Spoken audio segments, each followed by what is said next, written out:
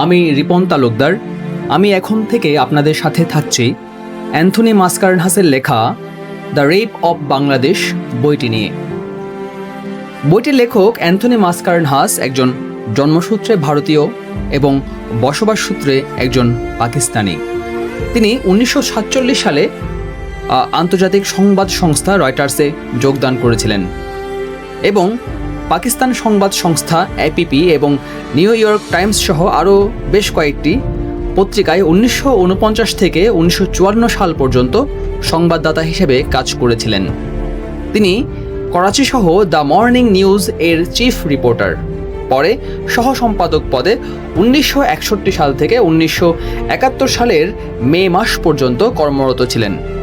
তিনি 71-এর এপ্রিল মাসে ঢাকা সফরকালে গণহত্যার তথ্যাদি সংগ্রহ করেছিলেন এবং বিলেতে পালিয়ে গিয়ে সানডে টাইমস পত্রিকায় গণহত্যার তথ্যাদি প্রকাশ করে বিশ্ববিবেককে জাগ্রত করতে অগ্রণী ভূমিকা পালন করেছিলেন। তাছাড়া উপমহাদেশের রাজনৈতিক ঘটনাবলী অন্তরঙ্গ আলোকে প্রত্যক্ষ করে সাংবাদিকের স্বভাবসুলভ ভঙ্গিতে তা বর্ণনা করেছিলেন। দ্য রেপ অব বাংলাদেশ এই বইটি মুক্তিযুদ্ধের একটি প্রামাণ্য গ্রন্থ।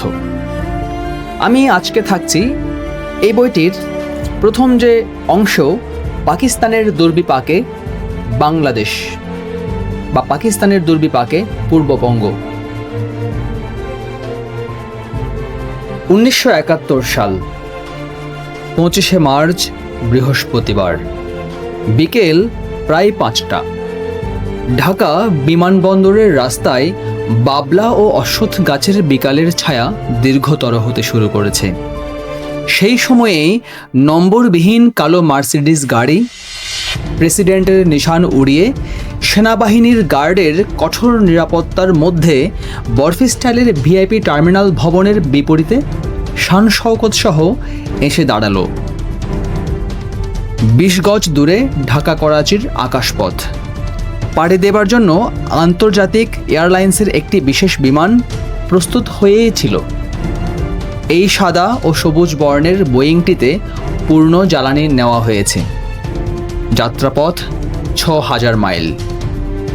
দক্ষিণ ভারতের সমুদ্র বুক ধরে শ্রীলঙ্কায় উত্তরণ করে তারপর পশ্চিম পাকিস্তানের প্রবেশ পথ করাচি। বাছাই করা বৈমানিক শক্ত হাতে বিমানের প্রবেশ পথে স্বাগত জানানোর জন্যে দাঁড়িয়ে, কিন্তু তাদের জন্য অনুগৃহীত এই অনুষ্ঠানে সকলকেই অস্বাভাবিক বিষণ্ণ দেখাচ্ছিল। যে কজন উচ্চপদস্থ সামরিক অফিসার প্রেসিডেন্টকে বিদায় জানাতে এসেছিলেন তাদের গাম্ভীর্যে ছিল স্পষ্ট দুশ্চিন্তার ছাপ। চারিদিকে দুশ্চিন্তার তড়িৎ চাবুক ঝলসে উঠেছিল। মৌসুমি রুক্ষ বাতাস ও গুমট আবহাওয়া তাতে আরও তীব্র উত্তেজনায় প্রকাশ পেয়েছে। পাশে দাঁড়ানো এক অনুগৃহীত ঝাঁঝালো কণ্ঠে বলে উঠল, এটাকে ছুরি চালিয়ে টুকরো টুকরো করতে পারেন। সে ভয়াল দিনে ঢাকা বিমানবন্দরকে ইউরোপীয় মিত্রবাহিনীর একটি সুরক্ষিত আগুয়ান বিমান ঘাঁটির মতো দেখাচ্ছিল। পর্যটন বিভাগের পরিসংখ্যান অনুযায়ী 7.5 কোটি বাঙালি অধ্যুষিত প্রাদেশিক রাজধানী ঢাকা নগরী। কিন্তু বাঙালি জনতার দৃষ্টির বাইরে আজ ঢাকা কুর্মিটোলার বিমান ঘাঁটি। কোনো বাঙালির মুখ দেখা যায়নি। পক্ষান্তরে পশ্চিম পাকিস্তানি সামরিক বাহিনীর উপস্থিতি সর্বত্র। সমস্ত বিমানবন্দরটি ওরা ছেয়ে রেখেছে। বিমানবন্দরের চারপাশে চত্বরে সামরিক সেন্ট্রিগুলো বন্দুকের নল উঁচিয়ে দর্শকদের হটিয়ে দিয়েছে। বিমানবন্দরের প্রান্তের পিচ ঢাকা পথে ইতস্তত বালির বস্তা, আস্তানায় চোয়াল আটা, জওয়ানগুলো যুদ্ধের পোশাকে মেশিন গান তাক করে রয়েছে। পিছনে বিমান বাহিনীর বিধ্বংসী কামানের ক্রুগুলো বিশেষ পেশাদারি ভঙ্গিতে বসে আছে। মনে হচ্ছিল পশ্চিম পাকিস্তানি সৈনিকগুলো যে কোনো সময় যে কোনো পরিস্থিতির জন্য প্রস্তুত।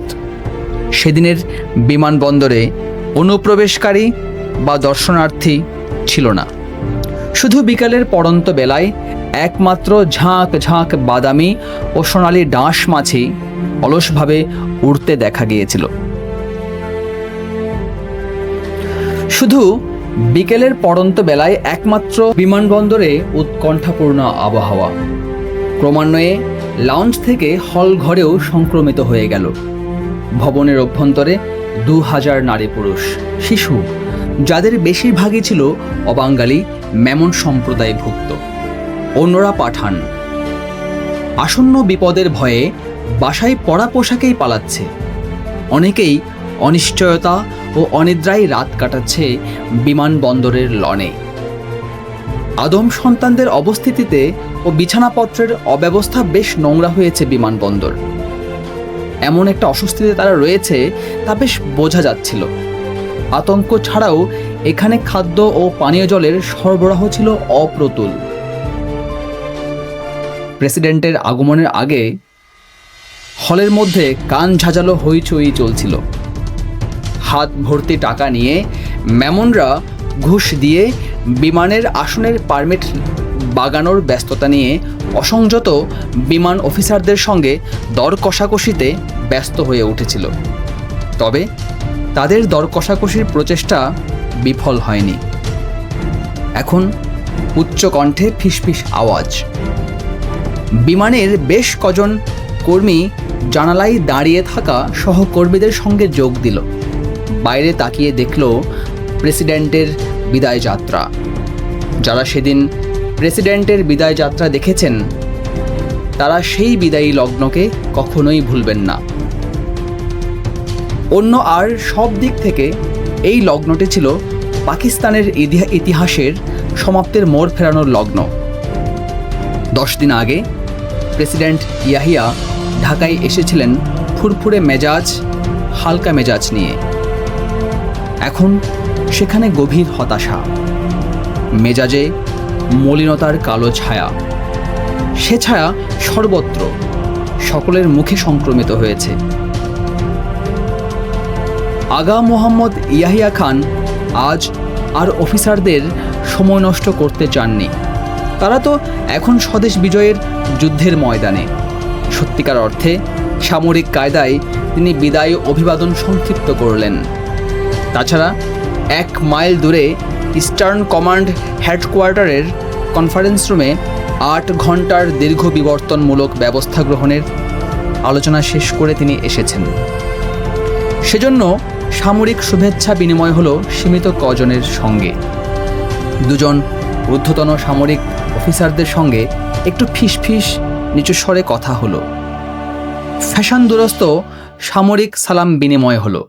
এবার প্রেসিডেন্ট ইয়াহিয়া স্বচ্ছন্দ পদক্ষেপে বিমানে প্রবেশ পথে উঠলেন এবং নির্দিষ্ট আসনে বসলেন। উড্ডীয়মান বিমানে পিআইএ এর আতিথেয়তার সুনাম রয়েছে, আর সেদিনের বিমানের আয়োজন ছিল অতুলনীয়। বিমানের দরজা বন্ধ হতে না হতেই একজন বিমানবালা বিমান উড়বার রীতি অপেক্ষা করে কচ ও সোডাসহ গ্লাস সাজিয়ে মান্যবর মেহমানের দিকে এগিয়ে গেল। ফেনায়িত গ্লাস ওষ্ঠে স্পর্শ করলেন মেহমান। কয়েক মিনিটের ব্যবধানে তিনি অনুরূপ গ্লাস গ্রহণ করতে থাকলেন। প্রেসিডেন্ট ইয়াহিয়া খানের ভয়াবহ আসন্ন পরীক্ষা উত্তীর্ণ হতে এ ধরনের প্রস্তুতি স্বাভাবিক। তিনি তো হাতের ঘুঁটি চেলে এসেছেন, যেন সিজার এতক্ষণে রাইবিকন অতিক্রম করছেন। 2 বছর আগে এমনই দিনে শ্যাম্পেইন শরাবে তাকে প্রস্তুত রেখেছিল। দিনটি ছিল 1969 সালের 25শে মার্চ। পাকিস্তানের বিধিলিপিতে সামরিক শাসনের আরও একটি দিনের সংযোজন। এই দিনটি জেনারেল আগা মোহাম্মদ ইয়াহিয়া খানের সর্বাধিনায়কের পদে অধিষ্ঠিত হবার উৎসবের দিন। বয়োবৃদ্ধ অসুস্থ ফিল্ড মার্শাল আইয়ুব খান তখন অনিশ্চয়তার ধ্বংসের মুখে। তাঁর 10 বছরের নিয়ন্ত্রিত গণতন্ত্র অভ্যুত্থানে রূপান্তরিত হলে তাকে পিছু হটতে বাধ্য করেছিল। সে সময়টা ছিল সরকারি অস্বাভাবিক ও বড় বড় রচনাশৈলী সৃজিত ব্যবস্থার স্বৈরাচারী একনায়কতন্ত্রের শাসন। এই পরিস্থিতিই ছিল দেশের ইতিহাসে তখনকার মতো জানামতে সংকটজনক ঘটনা। অনন্যোপায় হয়ে আইয়ুব খান ক্ষমতার উৎস ও বিচারের শেষ আশ্রয়স্থল সামরিক বাহিনীর কাছে আবেদন জানালেন। সেনাবাহিনী যদিও এই ক্ষমতার সুসংহত করার বিষয়ে অবগত, তবু আইয়ুবের ব্যর্থতায় অসহিষ্ণু হয়ে উঠেছিল। সুতরাং বয়োবৃদ্ধ ফিল্ড মার্শাল আইয়ুব খান অপসারিত হলেন। প্রধান সেনাপতি জেনারেল আগা মোহাম্মদ ইয়াহিয়া খান ক্ষমতায় আসনে এসে বসলেন। পাকিস্তানের সামরিক শাসন একটি শিকলে নতুন করা দৃঢ়ভাবে সংযোজিত হলো। পাকিস্তানে যেসব মৌলিক সমস্যার সমাধান না হওয়ার জন্য জাতীয় ঐক্যে চিড় ধরিয়েছিল, এই নতুন সামরিক শাসনে সেসবের কোনো সমাধান দিতে সমর্থ হননি।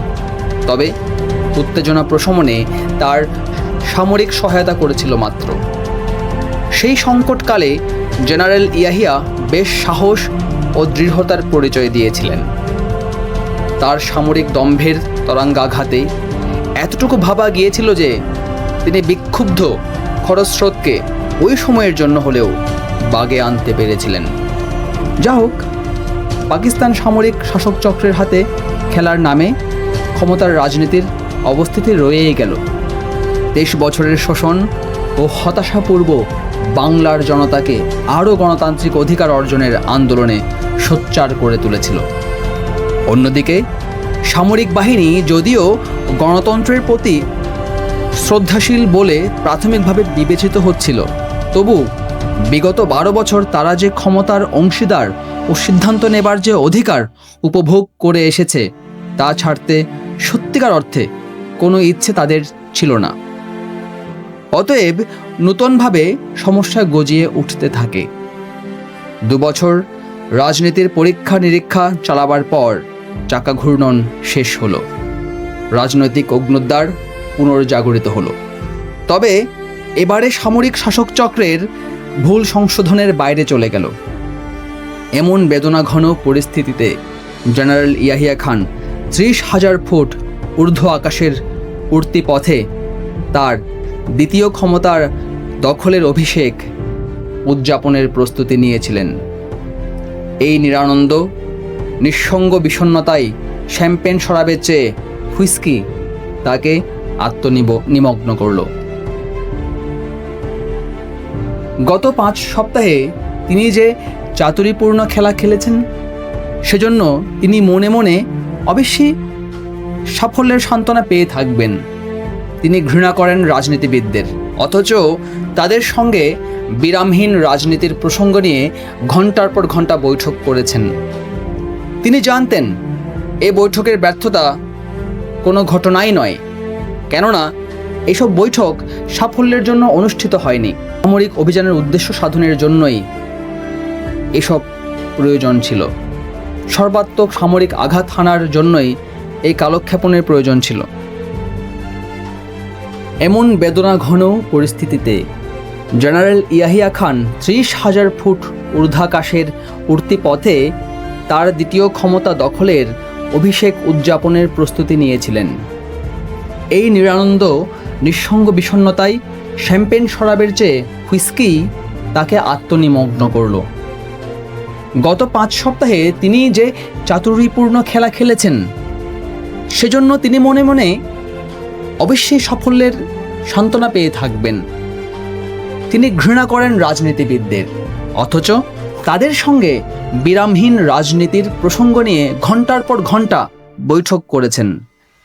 তিনি জানতেন এই বৈঠকের ব্যর্থতা কোনো ঘটনাই নয়, কেননা এইসব বৈঠক সাফল্যের জন্যে অনুষ্ঠিত হয়নি। সামরিক অভিযানের উদ্দেশ্য সাধনের জন্যই এসবের প্রয়োজন ছিল। সর্বাত্মক সামরিক আঘাত হানার জন্যেই এই কালক্ষেপণের প্রয়োজন ছিল।